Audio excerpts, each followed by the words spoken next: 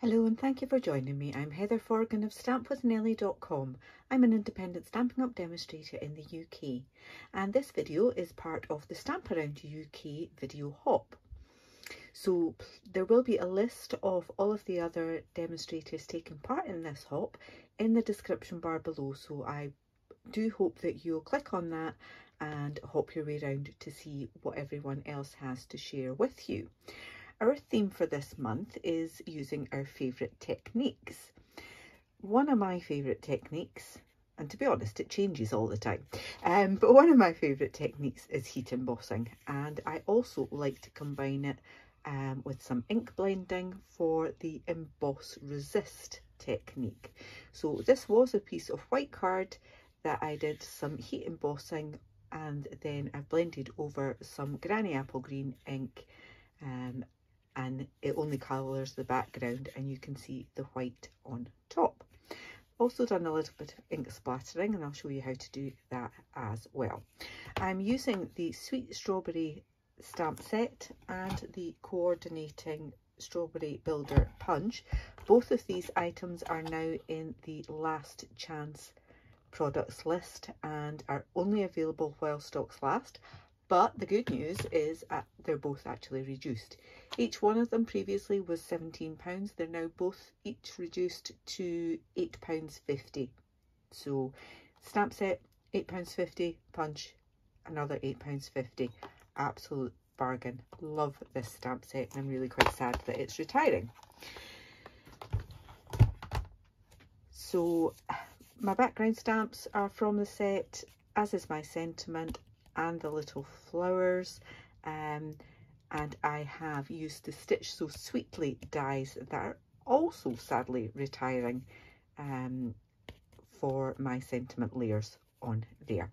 I'm going to change it up from the Granny Apple Green and Daffodil Delight that I used previously, and I am going to use Melon Mambo and Gorgeous Grape.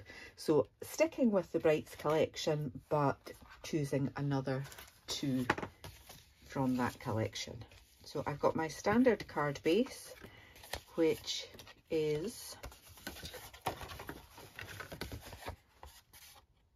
21 centimetres by 14.5 centimetres and scored and folded along the middle at 10.5 centimetres. And then I've got two pieces of a basic white card that each measure 10 by 14 centimetres. One for the outside and one for the inside. I did do a little bit of stamping on the inside of that one, so I'll try and remember to do it for this one too. But first things first, I'm going to do my emboss resist. So I've already mounted up the two stamps that I want to use for this. I've got my Versamark stamp pad, and before I go ahead I will use an embossing buddy. This just helps to get rid of the static and any fingerprints, etc. So I'm trying not to get more fingerprints on. Although we are using white embossing powder on white card, so any stray embossing powder really isn't such a big deal. Just randomly stamping these two lovely big stamps, well, one big stamp and then the other one's just a smaller leaf. If you look at it in the light, you can see where you have stamped. I'm not sure that the camera will be able to pick that up, but if you hold it at a slight angle, you can see where you've been and you know where you can stamp again. Not that it's a problem if you actually overlap anywhere. So just quickly going around, filling in some of that space.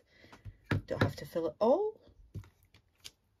You could only do partial embossing to totally up to you.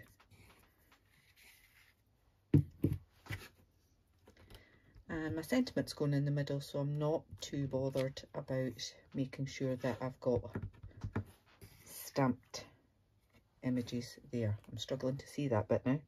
No, there, I've got to there. So let's just do another one of these ones.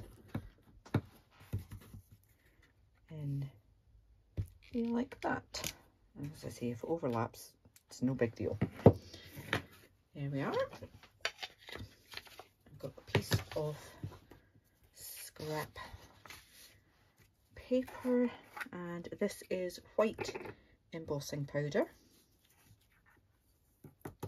Just covering it all. Knock off the excess. Just make sure I've got it right to the edges, like so. And now I can get a better idea if there's any bits I've missed and I want to go back in. So I might want to do a bit there, but actually, yeah, I will. Why not? I can, so I will. Just put a little bit in that corner. There. Bring this back over. Add my powder. There. Happier with that, and then I can just put all of that powder back in the little pot. I keep saying to myself that I need to order more because there's less than half a pot there, but it lasts forever. So I haven't got around to ordering more. So I'm going to heat up my heat gun and then just set this. So I'll probably put it on mute for a moment.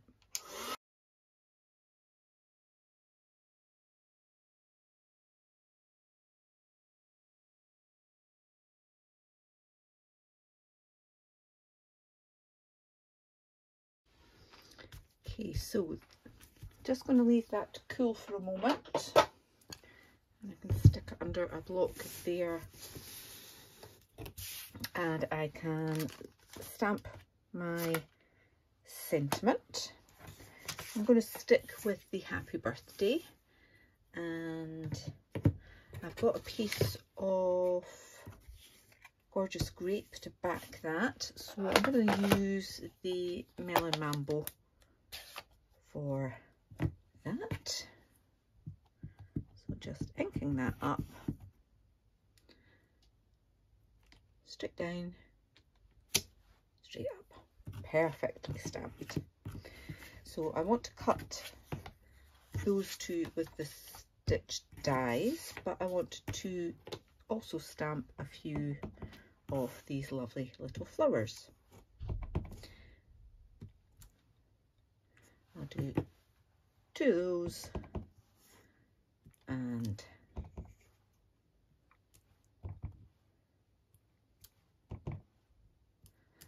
probably only use 3 of those, but we'll see. Now, the little stamp coordinates with the Strawberry Builder Punch, that one there. Okay, so if I slide that in, I can just line that up like so and punch it out. Slide it along, line it up, punch it out. Line it up, punch it out. Punches are one of my all-time favourite tools for quick and easy crafting. Just stamp it all in a line, punch, punch, punch. Now, this one here does coordinate with this small bloom punch, which has already retired. So you could just simply fussy cut these. They are so easy to do. So if you don't have that punch, you could fussy cut them, no problem at all. Okay, so I've got little flowers ready. I now want to,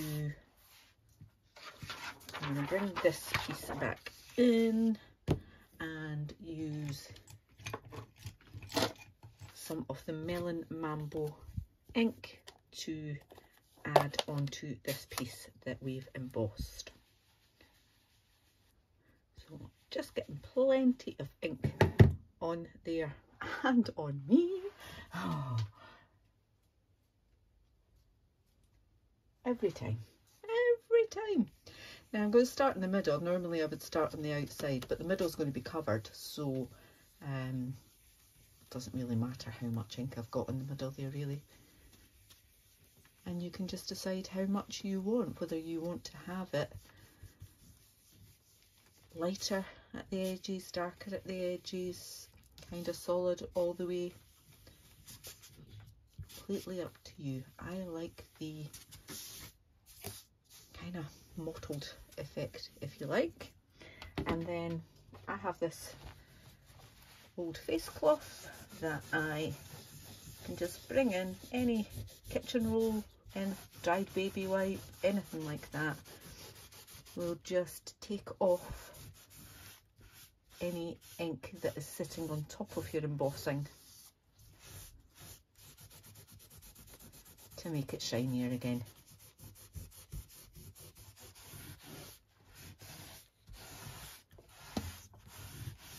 I have these old face cloths that I use for absolutely everything in my craft room. I've always got at least one sitting there. So there we go, we've got that white shining through that pink on there. Let me put this away before I get even more ink on my hands.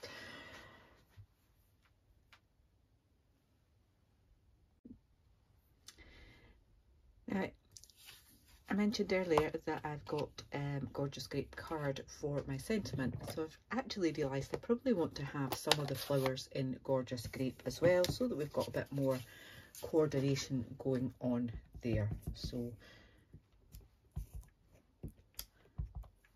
just do a few of them, and then I can decide which ones I want to use.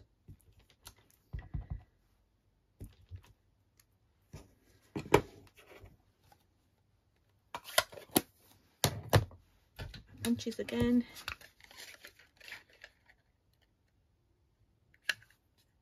Not quite. It's better.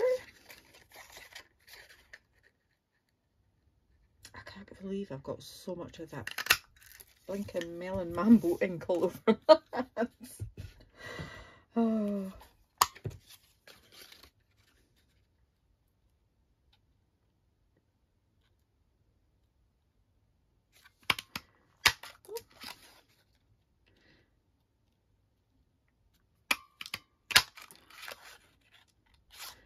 I did try and get the ink off with some hand sanitizer, but it's really not playing ball.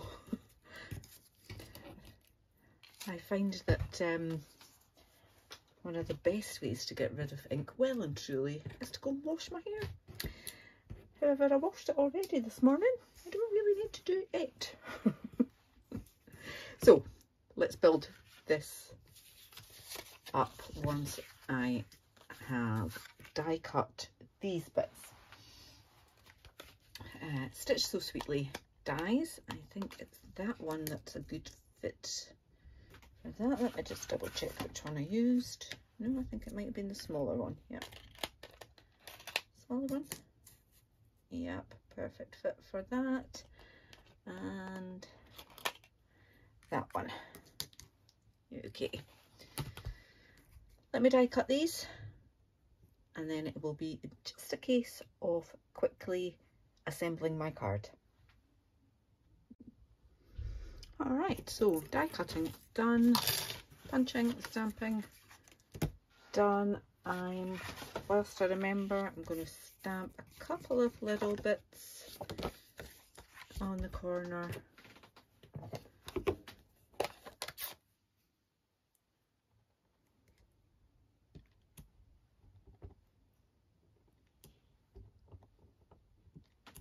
Like so. And I mentioned at the beginning that I had some ink splatters there, So let me put these bits that I don't want splattered out of the way and bring in my stamping blend. So this is the dark melon mambo, yeah. Just taking off the top there and just simply giving it a little flick on the edge.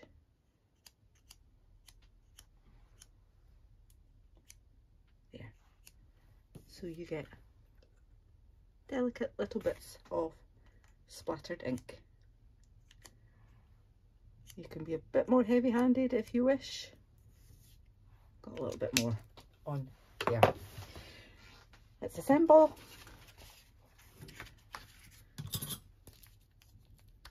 And this to the inside. Sorry about that. My bottle of glue obviously didn't want to play. It's been ignored for quite some time whilst I had COVID, so I think it's taken the huff.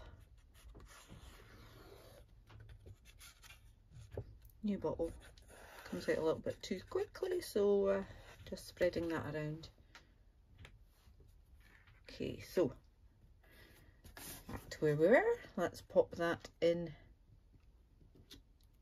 on there like so. I want to add some ribbon to this, and I'm using the crinkled seam binding ribbon, and I just want enough to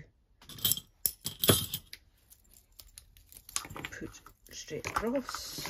Whoops, a daisy. Jings. Jings, jings, jings. So that much will do. And let me get my tearing tape, which I did have handy. I've covered it up with something. And I'm just going to take off a couple of little bits and adhere the ends of this piece on the back. And that round.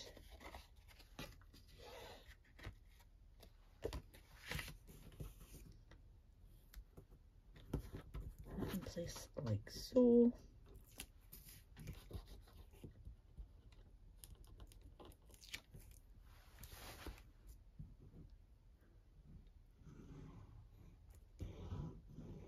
Glue's playing nicely now.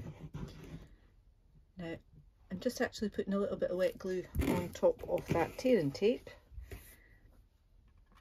I use wet glue because I want a little bit more wiggle room, and you don't get wiggle room with tearing tape really.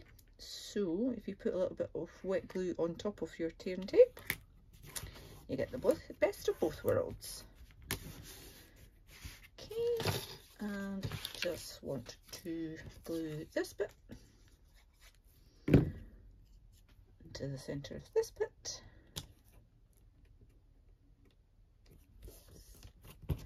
Then get my dimensionals.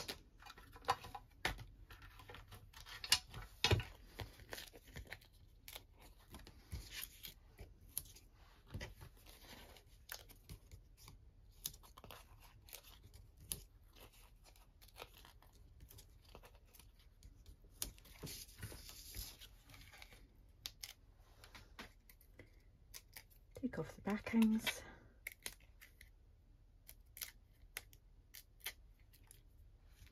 And again, if you still want to have your wiggle room, you can add a tiny little bit of glue on top.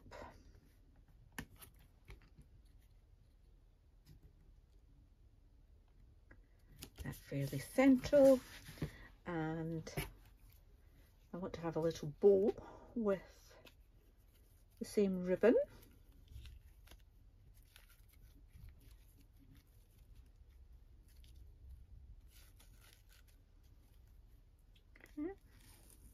And this ribbon is fabulous because it's crinkly anyway. Means that you can't tell how good or bad you are at tying bows quite so easily. That said, still want it to be fairly even. And I'm going to pop that on with some mini glue dots. I'm going to trim that further down in a moment.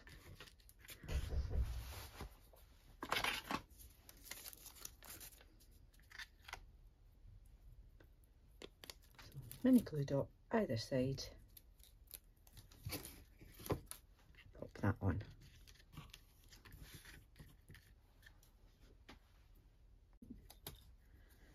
Last bit is to decide on my little flowers, and I think I quite like the combination actually of the pink and purple. So we can pop them on like that. Now I'm just gluing these onto the label like so. So I don't need any dimensionals, they're already on the label, which is up on dimensional.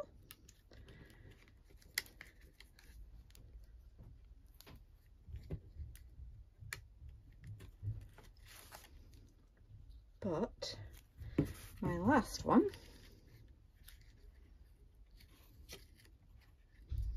I am going to just pop up on a dimensional.